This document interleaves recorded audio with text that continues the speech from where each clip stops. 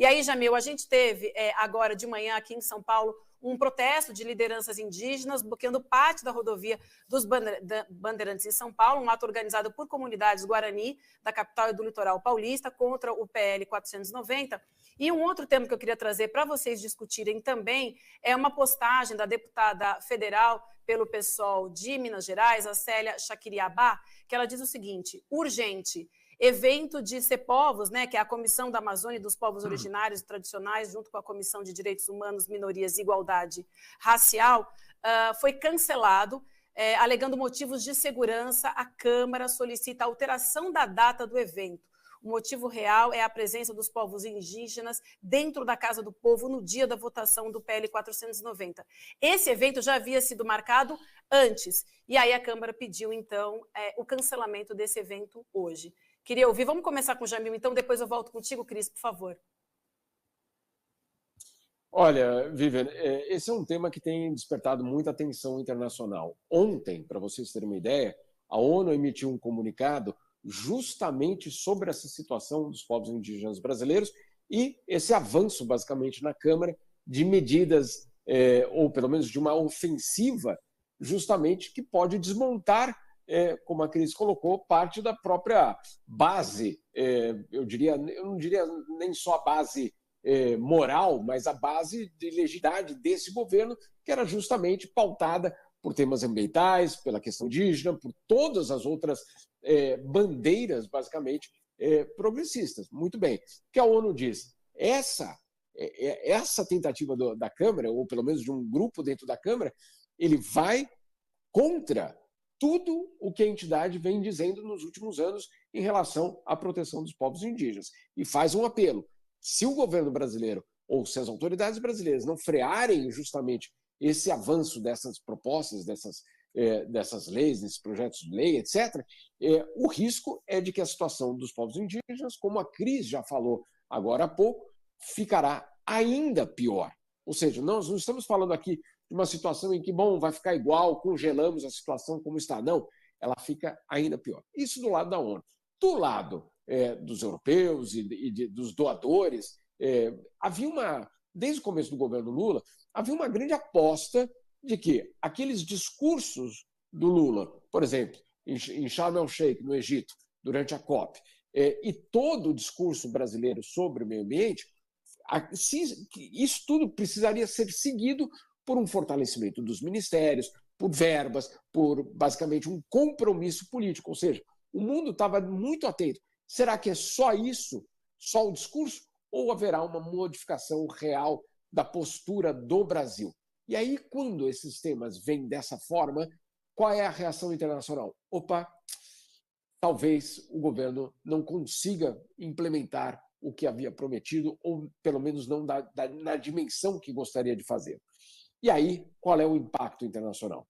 Eventualmente, corte de grana, ou seja, de dinheiro que tinha sido prometido, e uma hesitação muito grande em bancar a agenda ambiental, de direitos humanos e da questão indígena no Brasil. Então, a repercussão disso tudo que está acontecendo, que a Cris explicou de uma forma tão clara, essa é uma repercussão internacional para o Brasil. Eu diria o seguinte: a Amazônia, a questão indígena, a questão de direitos humanos, esses são os pontos fundamentais de uma inserção do Brasil no mundo. Às vezes a gente fica aí falando de Ucrânia, etc., que obviamente é central hoje no mundo, sem dúvida nenhuma, mas o que vai ser absolutamente fundamental para o Brasil nos próximos anos é como o Brasil vai se inserir nesses temas que a gente acabou de citar. Se nesses temas forem enfraquecidos, meus caros, eu vou deixar aqui muito claro, não adianta depois vir aqui ao exterior e falar, olha, a gente promete que vai fazer isso, que a gente vai... Não vai. Né? É a própria imagem internacional do país que é afetada de uma forma muito concreta. Eu acho que a gente pode, então, agora retomar o tema que a gente ia tratar também, um dos temas, né, com o senador Randolfo Rodrigues, que é o IBAMA e a Petrobras, que a Cris começou a falar. Acho que a gente pode retomar, Cris. Você traz a sua fala, então depois a gente também quer te ouvir, Jamil, por favor. Ô, Vivian, só muito rapidamente, ainda em cima disso que o Jamil estava falando e que a gente está conversando aqui, você vê o caso dessa tentativa de desossar os dois ministérios, mas pega o caso do Ministério dos Povos Indígenas, que uma das grandes novidades, né, na estrutura, né, que o governo Lula quis criar, ou quer criar, né, mas que está sendo atacada. Se você tira do Ministério dos Povos Indígenas a demarcação de terras, né, mesmo passando para o Flávio Dino, do Ministério da Justiça, né, que originalmente era quem cuidava desse assunto, você pensa, mas o Flávio Dino é parceiro, ele vai encaminhar os processos e tudo mais. Isso não interessa. Acontece que, com isso, passando a questão da terra para outro ministério, o Ministério dos Povos Indígenas perde o sentido. Perde o sentido, entende? Então, por isso que você não pode... Vira marketing, que é o meu medo desde o começo. É virar marketing. Olha só, somos de esquerda, somos não sei o quê. E não estou negando a tentativa do governo, porque ele fez ali. E o que a gente cobra agora é o seguinte: a tua medida foi maravilhosa, de criar os ministérios, de delegar para eles. O que a gente quer agora é que você se posicione publicamente defendendo esses ministérios e condenando esse ataque da bancada ruralista. Tem que ter conflito. Tem que ter conflito, tem que enfrentar, tem que ter embate. Não é tudo na política conciliatória, não tem como ser tudo na política conciliatória, dado que a gente está falando de guerra, que é uma guerra que acontece há mais de 500 anos no país. Então, se esvaziar, se tirar essas competências, aí vai ser o seguinte, é marketing. É marketing, entendeu? Tem ali no Ministério o COCA, tem diversidade, tem não sei o quê, mas na prática mesmo. Como é que é na prática? Edu, não pode fazer nada. A gente pode fazer comemoração, festa, mas na prática que é mudar a situação dos povos, não pode. Por isso que tem que ter a luta. Desculpa, quase morri engasgado. Edu, só para completar nesse ponto, e eu acho que também é na questão do IBAMA, etc., é o que o mundo quer saber. Isso aí que vocês estão fazendo é marketing ou é para valer? Essa é a pergunta que o mundo está fazendo em relação ao Brasil. E no caso brasileiro, eu já falei isso lá no ano passado, mas eu acho que agora fica ainda mais claro.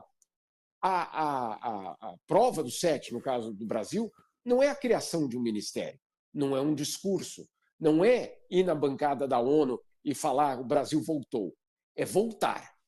Na verdade, nem voltar, porque nós não queremos o Brasil que era, né? Nós queremos outro.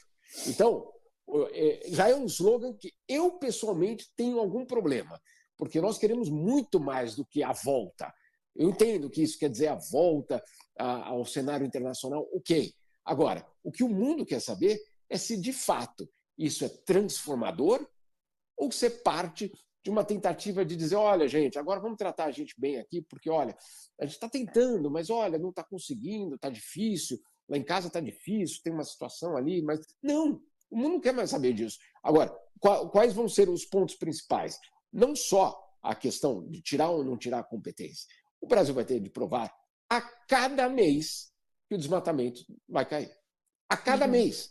Tem gente, eu conheço, tem gente aqui que olha para os números de desmatamento do Brasil todos os meses e quer saber, bom, está indo bem, não está indo bem, quanto tempo vai levar para reverter tudo isso? Claro, em 6 meses não dá tempo? Não dá tempo. Mas ok, e o que tem de estrutura montada? Então não adianta depois fazer uma turnê internacional, etc., e falar, olha, estamos negociando aqui mais dinheiro com o fundo do não sei de onde. Não vai acontecer, porque essas pessoas querem saber se isso, como o Edu falou, se é marketing ou se é para valer.